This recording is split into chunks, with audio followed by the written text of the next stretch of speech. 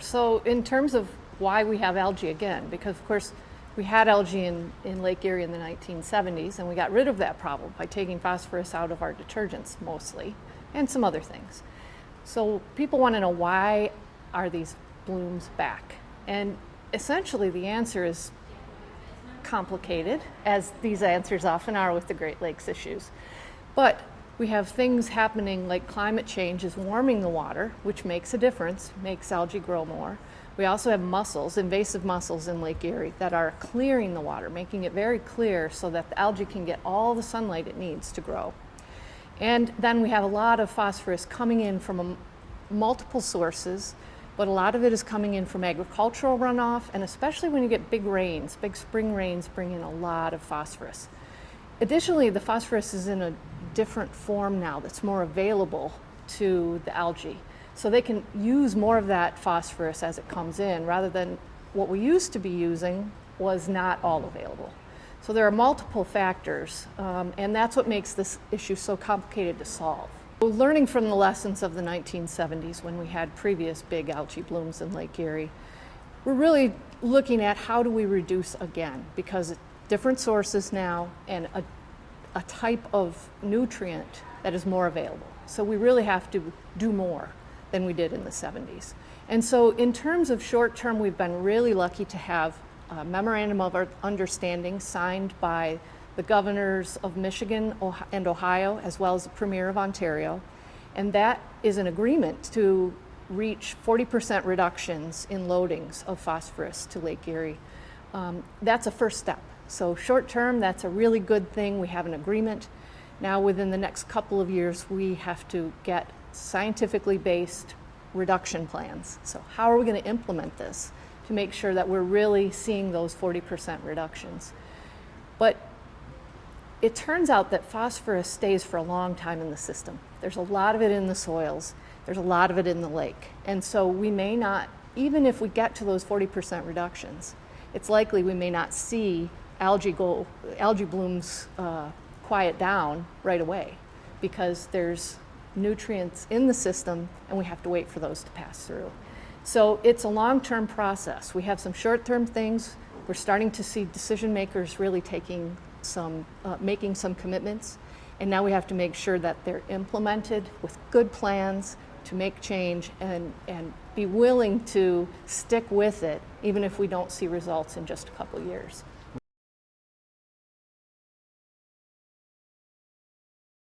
So yeah, aren't nutrients great in a water system? You would think, because nutrients are good for us, that would be true. But what happens in a system like this is just like if we eat too much. The lake is eating too much nutrients.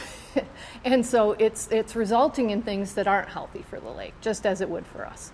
So right now we're providing so much nutrients to these algae that they are able to proliferate and then create toxins, and that we definitely don't want. So poor Lake Erie is not only full of green algae, but they're toxic to humans, and that's a real problem. So I think, in terms of nutrients, what we're talking about is something that's specifically good for algae, but not necessarily good for the lake. So things like zebra mussels, a lot of people have heard of them, cut their feet on them if they've walked into the water without shoes on. And those species from afar that have not historically been in our ecosystem create a huge problem, because at first people were excited. The water became so clear, it was beautiful. People thought it was cleaner than ever. But the problem is everything was out of that water. All the good stuff was out. And as a result, you can see so far down, and so can the sunlight get down to the bottom. So that's really what's helping, one of the factors that's helping this algae to grow, is the clearing of the water and then the sunlight going through. Warming waters, primarily because of climate change, is a big factor here, because algae love warm water to grow in. So as Lake Erie being such a shallow lake, it's easily warmed, and that really helps these algae to grow more. So climate change is really adding to this problem. Well, I think it's a great point that this is not just a Lake Erie issue. Lake Erie is usually our canary in the coal mine. It's the one that shows us problems first. But in terms of Green Bay, Saginaw Bay, other places around the Great Lakes, we're seeing similar events. They're just not as large as a whole Great Lake being covered. And so that tells us we have a problem that's probably not just going to stay in Lake Erie, right? It's already spreading. And those two bays in particular, Saginaw and Green Bay, are very nutrient heavy, just like Lake Erie is. So where you have a lot of agriculture or a lot of sewage outfall, that's where you can get a lot of nutrients. Bays are usually also shallow, very similar to Lake Erie. So similar situation, and we can get a lot of algae growth. So when Toledo and over 400,000 people lost their water last year, as well as Pelee Island in Ontario lost their water, use of their water, we learned as citizens how toxic these algae can be. Because it wasn't just that you couldn't drink it, you couldn't shower in it, you couldn't use it for cooking. It's very toxic to the touch, as well as if we ate any of it. So it is very toxic algae. There are good algae, many native species of algae, but when this one is able to grow to this extent, that seems to be when we get the toxic exposure. So these types of algae blooms, it's called microcystin, it can be very toxic. And when people come into contact with it, it can make blisters on the skin, it can cause skin irritation, rashes, that sort of thing. But it's also, a lot of animals die from this, because if your dog goes in the water, drinks the water, plays in the water, a lot of times those animals die. And so we don't want to see those things happening. So not only is it an issue for human health and drinking water supplies, but even being out by the lake can be a danger to both humans and animals. So we want to understand those threats, and unfortunately we need to pay attention to whether there is toxicity in the blooms in Michigan, in Ohio, where people want to be recreating. Well, algae are a big problem for our economy, because just in Ohio alone, recreation and tourism from Lake Erie provide about $13 billion a year. And so people not being able to use that water, whether it's fishing, boating, swimming, drinking, it's a huge economic problem. So we really have to think about not just the cost of figuring out how do we stop these nutrients from creating these blooms, but we have to do this. This is a call to action, because it's not just recreation, something we might think is not mandatory. It's our drinking water and our economy. There are things we can do. Stopping the use of fertilizer, especially near waterways, that has phosphorus in it. So considering using different types of fertilizer, or radically no fertilizer on our lawns, can be a big help. Also making sure if people own lakeside homes, riverside homes, is there a buffer that helps to prevent runoff from going into the streams? Those sorts of things. And then getting active in terms of local communities.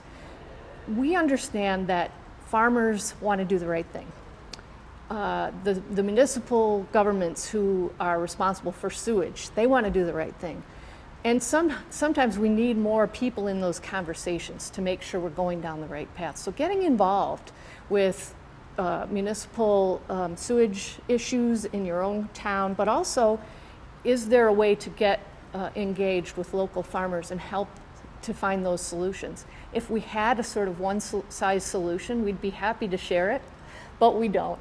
So we're going to have to work on educating each other, learning as we go, and really putting the best practices that we know of into place. Well, right now, if we want to act right now, we still do have to be proactive and prevent those nutrients, because until we get rid of the nutrients, there is no methodology for getting rid of this algae. A lot of people think, well, couldn't we filter it out? Couldn't we suck it up into something and do something with it? And I think the scale of Lake Erie, or any of our Great Lakes, is just so big that when you think of the energy and the the tools it would take to undertake that, it's probably not something we can manage. So it really does get back to that preventive side. How do we prevent these nutrients from getting in? How do we prevent other invasive species in the future so that we're not dealing with another problem like zebra mussels that are helping this algae grow? So it's those sorts of preventative measures that we do have to take. For those that live outside of the Lake Erie region and may not visit it, may not want to use its waters, it is easy to think, how can I help or why would I? And I would say it may be coming to all of us soon. And so paying attention, asking for the funding and the assistance from governments to help Lake Erie so that we know what to do to prevent it elsewhere would be a really important step. But also, you know, it's already in other places. And even in some places, people see it from local sources as well. So it may not be at an entire bay of a Great Lake, but they do see it on inland lakes and things. So really paying attention. What are my neighbors doing? Are septic tanks a problem in my lake area? Those sorts of things, because almost always when our canary of Lake Erie is talking to us, we're going to have problems elsewhere as well. A lot of people, when we talk to them, think that someone is already handling this situation. So people think, well, it's on the way. Government is doing something, I don't need to worry about it. And we hear that on both sides.